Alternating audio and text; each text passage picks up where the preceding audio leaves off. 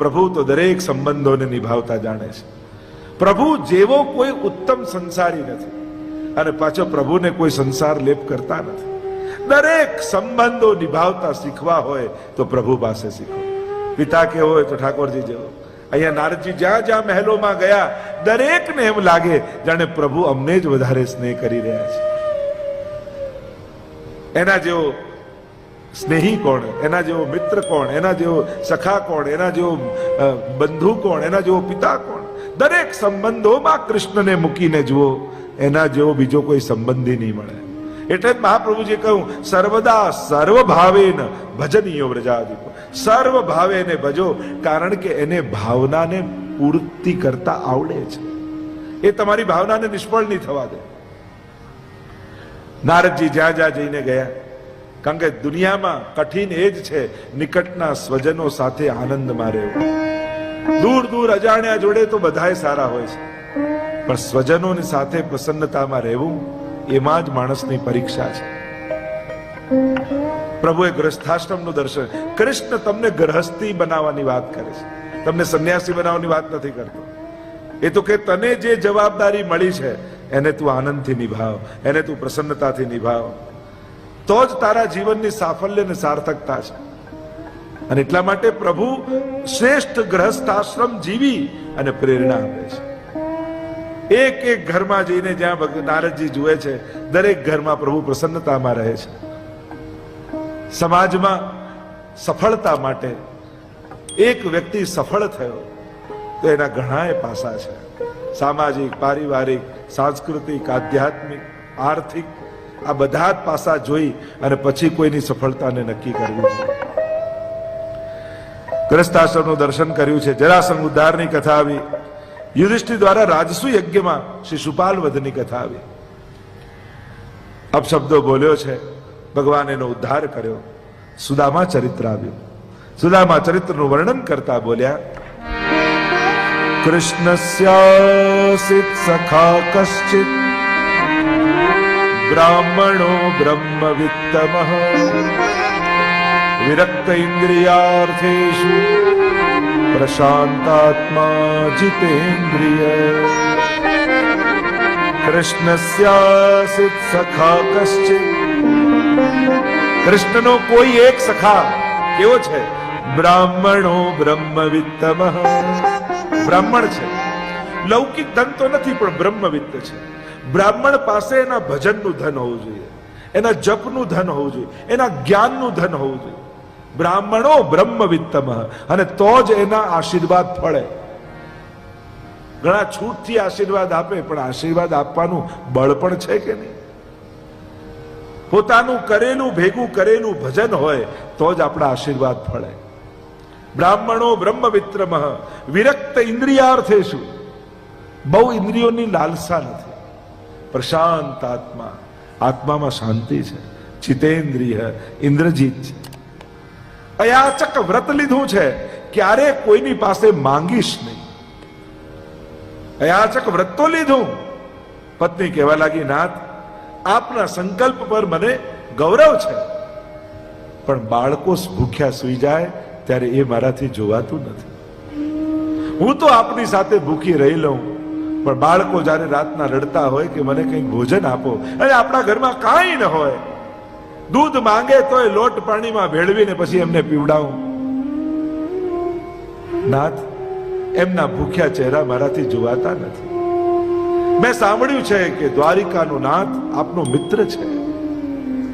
માંગવા જાઓ એમ નથી કહેતી, પણ એવું સાંભળ્યું છે એક વાર કોઈ એના દર્શન પણ કરી લે ને તો એના જન્મ જન્માંતરનું દારિદ્ર ટળી જાય છે. એક વાર જાઓ. વારે ઘડીએ રોજ પત્ની કહેવા લાગી.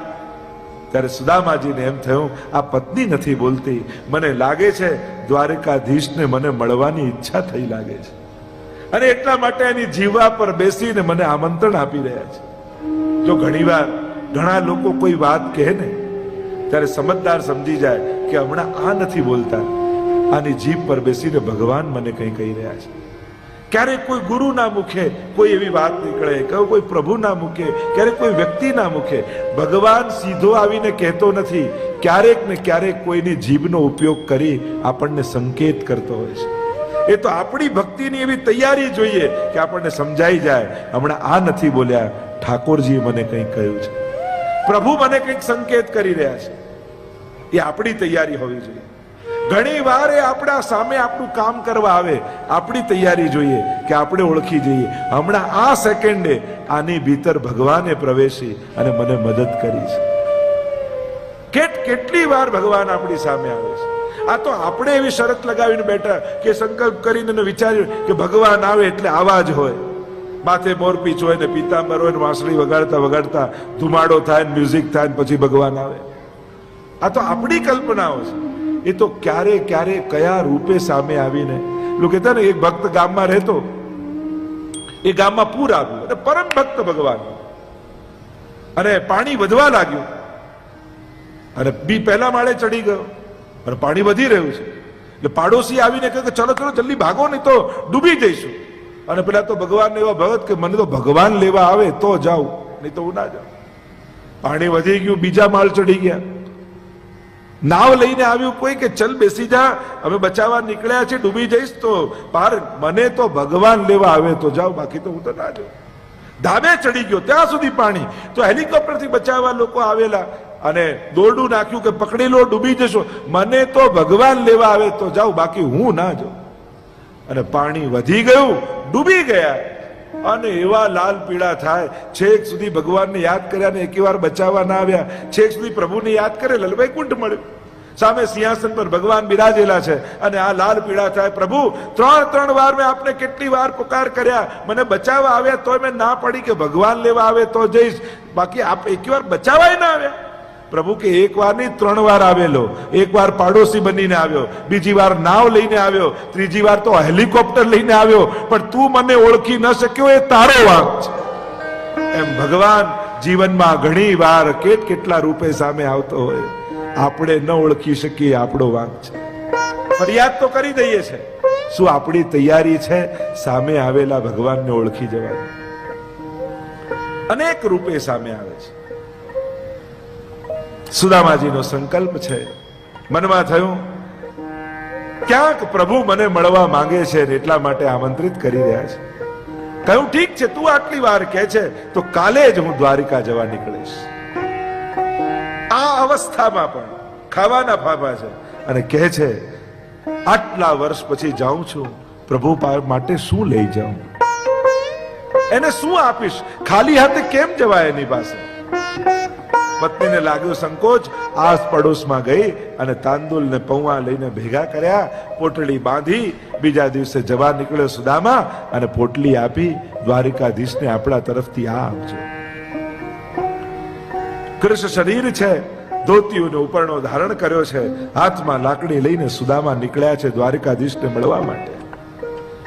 કેટલા દિવસથી ભોજન પેટમાં ગયું નથી, થાકી ગયા, સૂઈ ગયા એક વૃક્ષની નીચે અને પ્રભુને થયું કે મારો ભક્ત મારી તરફ આવવા નીકળ્યો છે. એ 10 ડગલા ચાલે તો 90 ડગલા હું ચાલું. યોગ નિંદ્રામાં સુડાવીને ઉપાડ્યા અને દ્વારિકાની બહાર મૂકી દીધા. જાગ્યા અને થોડાક ડગલા આગળ વધ્યા અને સુવર્ણની દ્વારિકા દેખાઈ. અરે આ કઈ નગરી છે? કોઈ મુસાફરને પૂછ્યું, કહ્યું આ તો દ્વારિકાધીશની દ્વારિકા છે. અરે આટલી જલ્દી હું આવી ગયો. દ્વારિકાધીશનો મહેલ ક્યાં છે? શોધતા શોધતા શોધતા સુદામાજી બહાર આવ્યા છે. દ્વારપાલો બહાર ઉભા છે. કહે છે અંદર જઈને સમાચાર આપો, એમનો મિત્ર સુદામા બહાર ઉભો છે. દ્વારપાલો કહેવા લાગ્યા, તારા જેવા તો રોજ કેટલાય લોકો આવે, બધાને ભગવાન મળવા જાય તો પછી રાજકાજ ક્યારે કરે, જાજા નહીં મળે. ફરી થોડી વાર થઈને પાછા આવ્યા ને કહેવા લાગ્યા, એક વાર જઈને કહો તો ખરા કે સુદામા બહાર ઉભો છે. તને કહ્યું ને એક વાર નહીં મળે. થોડી વાર થઈને ફરી આવ્યા અને ધક્કો માર્યો છે દ્વારમાં. તને એક વાર કહ્યું ને કે ના આવીશ. આંખમાં આંસુ આવી ગયા. આટલા વર્ષે હે પ્રભુ તને મળવા આવ્યો ને તું દર્શન નહીં આવે. રડતી આંખે દ્વારપાલોને વિનંતી કરે છે કે હું વંદન કરું છું, વિનંતી કરું છું, એક વાર જઈને કહી દો અંદર કે એનો મિત્ર સુદામા બહાર ઉભો છે. દ્વારપાલોને પણ થયું આ આટલી વાર કહે છે તો લાવ એક વાર જઈને કહી તો દઉં. દ્વારપાલો ભીતર આવ્યા છે, સોનાના ઈંડોળે પરમાત્મા ઝૂલી રહ્યા છે, અને જઈને સમાચાર આપ્યા, મહારાજ બહાર કોઈ ગરીબ બ્રાહ્મણ ઉભો છે, પોતાનું નામ સુદામા કહે છે. અને જ્યાં સુદામા નામ કર્ણમાં પડ્યા, પરમાત્મા દોડ્યા છે, ભાગતા જાય, ફલાંગો ભરતા જાય, કૂદતા જાય. આઠે પટરાણીઓ ચકિત થઈને જુએ છે, આટલા રાજા મહારાજાઓ મળવા આવ્યા, પણ આ રીતે તો પ્રભુ ક્યારે સ્વાગત કરવા દોડ્યા. ભાગતા ભાગતા ભાગતા બહાર આવીને બાત ભીડી છે સુદામા. અરે મિત્ર, આટલા વર્ષો પછી તને મારી યાદ આવી, આવ આવ, પધારો પધારો કરી પોતાના સુવર્ણના સિંહાસન પર સુદામાને બિરાજમાન કર્યા છે. પાઠે પટરાણીઓને કહ્યું, જલ્દી કેસરનું જળ લઈને આવો, મારે આના ચરણ પખારવા છે. રાણીઓ કેસર વાળું જળ કરે એના પહેલા પાની પરાત કો છુયો નહીં, અસવન જલ સે પગ ધોએ. એ જલ લઈને આવે એના પહેલા તો પ્રભુએ પોતાના અશ્રુઓના જલથી સુદામાના ચરણ પખાર્યા છે. બસ સુદામાની સામે જોતા જાય ને રડતા જાય પ્રભુ, અને એ સુદામા રડતા જાય. અરે પ્રભુ, આ શું કરી રહ્યા છો? ના, હું જે કરું છું મને કરવા દે. કારણે નથી, મારી ઈચ્છાથી મેં ઓઢેલી છે. જે આપનું આપેલું આપને ધર્યા વગર ખાઈ જાય, એની તો આ જ દશા થવી જોઈએ. પ્રભુ કહે તો નાનપણની વાતો, નાનપણમાં નિર્દોષ ભાવમાં થયું હોય એ તો બધું ભૂલી જા સુદામા. હવે તો નવું જીવન શરૂ કરવાની વાત છે. ભાભીએ મારા માટે કંઈક મોકલ્યું છે. પ્રભુના મહેલ અને વૈભવને જોઈને પોટલું સંતાડવા લાગ્યા સુદામાજી. પ્રભુ કહે, સુદામા, હજી સંતાડવાની આદત તારી ગઈ નથી, બતાવ કાળ શું છે. અને હાથમાંથી ઝૂંટવી અને મુઠ્ઠી ભરી ભરીને તાંદુલ પ્રભુ આરોગે છે. કુબેરનો વૈભવ એને આપી દીધો છે. એક આ તાંદુલ બે મુઠ્ઠી આરોગીને કુબેરનો વૈભવ આપ્યો. સુદામાને તો ખબર ન પડી કે શું થઈ રહ્યું છે. પ્રસન્ન થાય છે જો હું પ્રભુને આપી રહ્યો છું. આપણે રાજી થઈએ ને, મેં ઠાકોરજીને આ આપ્યું, મેં ઠાકોરજીને આ આપ્યું, મેં ઠાકોર, તને કોણે આપ્યું? એક ફૂલ તોડીને આપણે ઠાકોરજીને કહીએ કે મેં ફૂલ ધર્યું, અરે એ બીજ કોનું, એ ભૂમિ કોની, એ પાણી કોનું, એ સૂરજ કોનું, એ ઉગાડ્યું કોણે? આપણે તો તોડ્યું ને કહીએ મારું ફૂલ. અરે તું ફૂલ જ છું કે સમજે છે ફૂલ તારું છે? એનું જ છે. આપણા થકી એના સુધી પહોંચે છે. બસ આપણું તો કાંઈ નથી હોતું. આપણે શું લઈને પેદા થઈએ છે? આપણા કર્મો. અને શું લઈને જઈએ છે? આપણા કર્મો. ધનાની ભૂમૌ પસ્વસ્ય ગોષ્ઠે ભાર્યા ગૃદ્વારી જના સ્મશાને દેહ ચિતાયામ પરલોક માર્ગે કર્માનુગો ગચ્છતિ જીવૈ. મેળવેલું બધું મૂકી જઈએ છે અને કરેલું બધું ભેગું આવે છે. પ્રભુનું સર્જન જુઓ. પૈસા માટે પાપ કરે. ભગવાનનું સર્જન કેવું છે? પૈસા રહી જાય, પાપ ભેગા આવે. મળ્યું એ મૂકી જવાનું, કર્યું એ ભેગું આવે. આજ એટલે જ કહ્યું કે જે પૈસા માટે પરસેવો પાડે તો બરાબર, પણ પર સેવા માટે જે પૈસા પાડે ને એ જ સાચો ભગવાનનો ભક્ત છે. આપણે પૈસા માટે પરસેવો પાડી બરાબર, પણ પર સેવા માટે પૈસો પડે ત્યારે માનવું કે આ મારા પુણ્યની કમાઈ છે. જેના થકી સત્કાર્યો થઈ શકે તો માનવું આ કોઈના આશીર્વાદથી મને મળેલું ધન છે, આ કોઈની દુઆથી કમાયેલું મારું ધન છે, જેથી આનાથી સત્કાર્ય થયું, મારા આત્મોદ્ધાર અને પુણ્યના કાર્યો થયા. અહીંયા કહ્યું મેળવેલું બધું મૂકી જવાનું, કરેલું બધું ભેગું આવવાનું. આજ ભગવાનનું સર્જન છે, આજ ભગવાનની રચના છે. સુદામાને આટલું પરમાત્માએ આપ્યું, ખબર ન પડવા દે. અને ઠાકોરજી કોઈ દિવસ કોઈને ખબર પડવા દેતા નથી કે આપનારો હું છું. ભક્તે સતત યાદ રાખવાનું. મહાપુરુષો સતત યાદ અપાવતા રહેશે, જોજે ઠાકોરજી આપેલું છે, ઠાકોરજી આપેલું છે. ઘણા દિવસ સુધી સુદામાને રાખ્યા છે.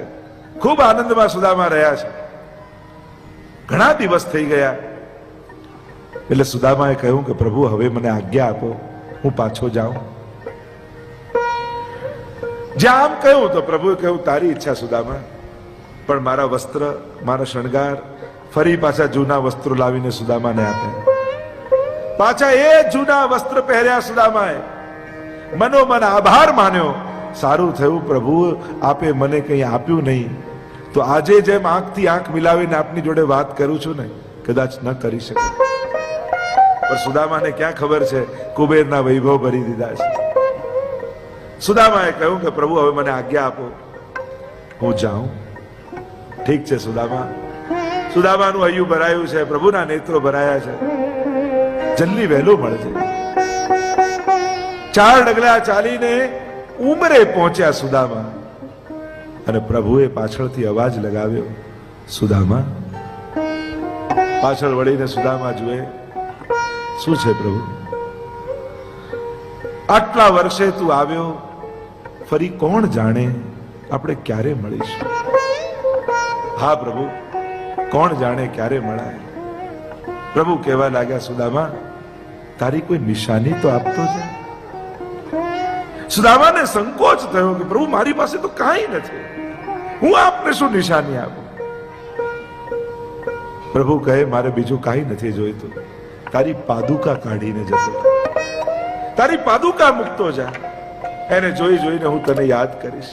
પ્રભુ મારી પાદુકા, લોકો આપની પાદુકાનું પૂજન કરે, એને માથે ચડાવે, મારી પાદુકા આપ રાખો એ કોઈ યોગ્ય થોડી છે? ના સુદામા, મારી ઈચ્છા છે તું તારી પાદુકા મૂકીને જા. ઠીક છે પ્રભુ, આપની જેવી ઈચ્છા. દરવાજાના ખૂણે બંને પાદુકાઓ કાઢી ખુલ્લા પગે સુદામા દ્વારિકાની બજારમાં નીકળ્યા છે. અને આ જોઈ હવે તો 8 પટરાણીઓનો પિત્તો ગયો. હદ કરો છો પ્રભુ આપ. આ ગરીબ બ્રાહ્મણની પાદુકા પણ લઈ લીધી અને આમ ખુલ્લા પગે જાય, સારું લાગે છે? આવું કેમ કર્યું પ્રભુ આપે? પ્રભુ કહે, મેં જાણી કરીને પાદુકા લઈ લીધી. કેમ પણ પ્રભુ? પ્રભુ કહે, ખુલ્લા ચરણારવિંદથી મેં બ્રજને તો પાવન કર્યું, પણ દ્વારિકાને પાવન કરવાનું સામર્થ્ય મારામાં નથી. સુદામા જેવા ભક્તો જ્યારે ખુલ્લા પગે જશે તો મારી દ્વારિકા ચોથું ધામ બની જશે. આવા સંજોગોમાં પણ જે મને ખવડાવીને જાય છે એવા ભક્તોની ચરણ ધૂલી જો દ્વારિકાની ભૂમિને સ્પર્શ કરે તો મારી દ્વારિકા તીર્થ બની જાય. અહીંયા કોઈ દ્વારિકામાં યાત્રા કરવા આવે તો એના જન્મ જન્માંતરના પાપ કપાય. આ ભક્તો જ આ ભૂમિને તીર્થ બનાવતા હોય છે. દ્વારિકાને પાવન કરવાનું સામર્થ્ય મારામાં નથી, એટલે જાણી કરીને મેં પાદુકા લઈ. અને ચાલતા ચાલતા સુદામા મનમાં પ્રસન્ન થતા થતા પ્રભુને આપીને આવ્યો છું, એમને ખવડાવીને આપ્યો છું, એમને જમાડીને આવ્યો છું. અને જ્યાં આવ્યા છે પોતાના ગામમાં, ઝૂંપડું ગાયબ, સોનાનો મહેલ ઉભો છે. ગભરાઈ ગયા સુદામા, અરે મારું ઝૂંપડું કોઈ રાજાએ તોડી નાખ્યું, પોતાનો મહેલ બાંધી દીધો, મારી પત્ની મારા બાળકો ક્યાં ગયા હશે? घबराया, डरा, अरे मेरी कुटिया कहां गई? किसी राजा ने महल बना दिया है। अरे ऊपर उभेली एनी पत्नी हाथ ऊंचो कर बोलावे, આવી જાઓ, આવી જાઓ। અને જો આ કોણ રાણી છે બોલાવે છે, બેસી ગયા ખૂણામાં નીચે રસ્તામાં, અને દાસીઓને લઈને પત્ની આવી। અરે નાથ, પ્રભુની કૃપા થઈ ગઈ। જ્યારે બધે વૃત્તાંત કહ્યું, પોક મૂકીને સુદામા રડી પડ્યા। તું રહ્યો કપટીનો કપટી, મને તો એમ થયું કે હું તને ભોગ ધરીને આવું છું, મને ક્યાં ખબર કે તું આ કુબેરના વૈભવ કરે। ભગવાન કરાવે એટલે કારમાં એન્જિનની જેમ ભગવાન છે, પણ સ્ટેરિંગ તો આપણા જ હાથમાં ભગવાન આપે છે। કર્મમાં તું સ્વતંત્ર છો, ફળમાં નહીં। કર્મમાં ભગવાને પ્રત્યેક જીવને સ્વતંત્રતા આપી છે, તો પછી ભગવાન કરાવે એનો અર્થ શું થયો? તો કે કારમાં એન્જિન હોય એનાથી કાર ચાલે, એટલે કે જોવાની શક્તિ ભગવાન છે, પણ શું જોવું એના માટે તમે સ્વતંત્ર છો, અને જે જુઓ એવું ફળ। સાંભળવાની શક્તિ ભગવાન છે, શું સાંભળવું એ તમારે નક્કી કરવાનું, અને જેવું સાંભળો એવું ફળ। ચાલવાની શક્તિ ભગવાન છે, ચાલીને ક્યાં જવું એ તમારી સ્વતંત્રતા છે। તો જે આ જીવન શક્તિ છે એ પરમાત્મા છે। શું શ્વાસો આપણે લઈએ છીએ? કોઈ જન્મેલા બાળકને ટ્રેન કરવો પડે છે કે બેટા એકવાર ઊંડી શ્વાસ લે, પછી કાઢ, પછી પાછો લે, પાછું કાઢ, બસ હવે કર્યા કરજો। આ રીતે કોઈને પ્રેક્ટિસ કરાવવી પડે છે? શ્વાસો આપણે લેતા નથી, ચાલી રહી છે। જોવાની શક્તિ ભગવાન છે, પણ તમને કોઈ 10 મિનિટ આ વસ્તુને જુઓ તો થાકી જાઓ, તમને કોઈ 10 પ્રાણાયામ કરો તો થાકી જાઓ, પણ જન્મ્યા ત્યારથી શ્વાસ લો છો, થાક લાગે છે? ચલાવનારી શક્તિ પરમાત્મા છે, બધું ભગવાન કરાવે એનો અર્થ આ કરવાની શક્તિ, કરાવવાની શક્તિ પરમાત્મા છે। શું કરવું એના માટે તમે સ્વતંત્ર છો, એ તમારે નક્કી કરવાનું। કણ કણમાં વ્યાપેલો એ પરમાત્મા. આગળ જીવ માયા જગતની ચર્ચા કરી છે ચતુશ્લોકી ભાગવતમાં. બ્રહ્માજી ને સૃષ્ટિ સર્જનની આજ્ઞા કરી છે. આગળ 10વિધ લીલાઓનું વર્ણન આવ્યું શ્રીમદ ભાગવતમાં. 3જા સ્કંદથી લઈ 12મા સ્કંદ સુધી. અત્ર સર્ગો વિસર્ગશ્ચ સ્થાનમ પોષણમૂતય મન્વંતરેશાનુ કથા નિરોધો મુક્તિરાશ્રય. આ 10વિધ લીલાઓ શ્રીમદ ભાગવતમાં છે અને એટલા માટે જ એને મહાપુરાણ કહેવાય છે. પુરાણ હોય એમાં 5 જ લીલા, 5 જ લક્ષણ હોય. સર્ગશ્ચ પ્રતિસર્ગશ્ચ વંશો મન્વંતરાણી ચ વંશાનું ચરિતમ ચેતી પુરાણમ 5 લક્ષણમ. 5 લક્ષણ જેમાં હોય એ પુરાણ કહેવાય. 10 લક્ષણ જેમાં હોય એને મહાપુરાણ કહેવાય. શ્રીમદ ભાગવત એ મહાપુરાણ છે. સર્ગ લીલાથી લઈ આશ્રય લીલા સુધી એક એક લીલાને આપણે જોતા જઈશું. 3જા સ્કંદથી શરૂ થશે તો છેક 12મો સ્કંદ એ આશ્રય લીલા છે અને આ 10વિધ લીલાનું દર્શન આપણે કરીશું. 2ય સ્કંદને વિરામ આપીએ. બોલો ગોવર્ધન નાથ કી જય, વલ્લભાધીશ કી જય. 3ય સ્કંદ સર્ગ લીલા. સર્જનમ સર્ગ. 33 અધ્યાય. આ જે કાંઈ સર્જિત છે એ પરમાત્મા દ્વારા છે. પ્રભુ જ દ્વારા આ સમગ્રનું સર્જન થયું છે. કારણ કે પ્રત્યેક વિજ્ઞાનનો નિયમ છે કે બળ વગર ગતિ ન થાય. ક્યાંક કોઈ બળનો ઉપયોગ થઈ રહ્યો છે એ જ ઈશ્વર છે. સર્જનમ, આ સર્જન ભગવાનનું છે. ભગવાનના સર્જનમાં વૈવિધ્ય છે, વિરોધ નથી. એટલે 2 પ્રકારના સર્જન કયા? દૈવી સર્ગ અને આસુરી સર્ગ. બંધ સૃષ્ટિ અને મુક્ત સૃષ્ટિ. એ મહાપ્રભુજીએ સમજાવ્યું. બંને પ્રકારનો સર્ગ પરમાત્મા દ્વારા સર્જિત છે. એટલે એ વસ્તુ યાદ રાખવી. દુનિયામાં ક્યારે બધા જ સુધરી જવાના નથી અને દુનિયામાં ક્યારે બધા બગડી જવાના નથી. બંને પ્રકારના લોકો રહેવાના જ છે. અને મિશ્રિત સૃષ્ટિ, અને એ જ મહાપ્રભુજીના શબ્દોમાં કહું તો 3 પ્રકારની સૃષ્ટિ જે ભગવાને પ્રગટ કરી: પુષ્ટિ, પ્રવાહ અને મર્યાદા. આ ત્રણેયની ચર્ચા આપણે ત્યાં કરવાઈ છે. સર્જન પરમાત્મા કરે છે. કઈ રીતે જીવનું સર્જન થયું એની પણ ચર્ચા છે. આપણને થાય કે ભગવાને સર્જ્યું છે તો આવો ભેદભાવ કેમ, આવું વૈવિધ્ય કેમ? વિવિધતા ભગવાનનું સર્જન છે. આપણને ઘણી વાર એમ લાગે કે ઝૂંપડામાં આ માણસ કેમ અને આ અહીંયા બંગલામાં કેમ? પણ સુખ દુઃખમાં ફરક નથી હોતો, સાધનોમાં ફરક હોય છે. જે સુખ પેલાને 100 રૂપિયામાં લાગે એટલું સુખ આને લાખ રૂપિયામાં લાગે. બધાનું બધું ચાલતું જ હોય છે. આ અવ્યવસ્થા માનવ સર્જિત છે. આપણે કે ભૂકંપમાં આટલા પડ્યા, ભૂકંપથી નથી મરતા, માણસે બાંધેલા મકાનથી મરે છે. તમે જ્યાં જ્યાં અવ્યવસ્થાના મૂળમાં જશો તો માનવ મળશે ક્યાંક ને ક્યાંક. માનવે આ પૈસા ચલાવ્યા છે અને એટલે ઘણા પાસે જાય, ઘણા પાસે ન જાય. દુનિયામાં એટલું અન્ન તો પાકે જ છે કે બધાનું પેટ ભરાય. આ માણસ ઇકોનોમીને સાચવવા માટે ભૂખ્યા સુધી અન્ન પહોંચવા નથી દેતો. કેટલાય આજે દુનિયાના દેશો અનાજને દરિયામાં નાખી દે છે જેથી એનો ભાવ ટકેલો રહે. આ માણસ ભૂખ્યા સુધી અન્ન ન પહોંચવા દે એ માણસની અવ્યવસ્થા કહેવાય, ભગવાનની નહીં. ભગવાન તો એટલું પકવે જ છે કે દુનિયામાં દરેકનું પેટ ભરાય. પેલા પ્રસંગમાં એવું કહેતા ને કે એક માણસ બગીચામાં જતો હતો અને એને જોયું કે આટલું મોટું વડનું ઝાડ ને નાના નાના ટેટા અને આવી વેળ ને એમાં આટલા મોટા તડબૂચ. આ ભગવાનને દુનિયા બનાવતા આવડતી જ નથી. એટલામાં એક ટેટો પડ્યો ને માથા પર એવો વાગ્યો કે પેલા એ કહ્યું કે સારું થયું ઉપર તડબૂચ નથી લગાડ્યા. પણ આ તો ટેટા પડે ને પછી સમજમાં આવે કે આ જે છે બરાબર છે. વૈવિધ્ય દુનિયામાં છે જ. આ દુનિયામાં અત્યારે બધાને જે ભેગા કરવાની મહેનત કરીએ છે ને, બધા એક પ્લેટફોર્મ પર આવી જાય ને બધા એક જ વિચારે, બધા આમ જ થાય. અરે સંભવ જ નથી. વૈવિધ્ય ભગવાનનું સર્જન છે. અરે ઘરમાં જ કોઈને રીંગણાનું શાક ભાવે, કોઈને બટાકાનું, કોઈને પૂરી જોઈએ, કોઈને રોટલી જોઈએ. ઘરના 5 લોકોની ચોઈસ જુદી છે તો દુનિયામાં એક બધા એક ક્યાંથી વિચારવાથી? પરાણે એક કરવા જશો તો મોટા ઝઘડા થશે. પણ મારા કરતા કોઈ જુદો હોઈ શકે એ સ્વીકારી લેશો ને તો આપમેળે એકતા આવી જશે. બીજાના જુદાપણાનો સ્વીકાર એ જ એકતાનો પાયો છે. પણ પ્રયાસ કરતા રહેશો ઘરમાં, પરિવારમાં, સમાજમાં, દુનિયામાં, તો સંઘર્ષ સિવાય બીજું કોઈ નહીં મળે. કારણ કે એનું સર્જન જ જુદું થયું છે, એનો વિચાર જુદો છે. ઘણીવાર લોકોને એમ થાય કે આ બધા આટલા જુદા વિચાર વાળા ક્યાંથી બેસી જાય ને કેમ આમ થાય ને. ઘણીવાર લોકોને ગવર્મેન્ટ માટે પણ એવું થાય, કેવા જુદા જુદા વિચાર. જ્યાં બુદ્ધિમાન હશે ત્યાં એનો વિચાર હશે. દરેક બુદ્ધિમાનનો એક વિચાર છે.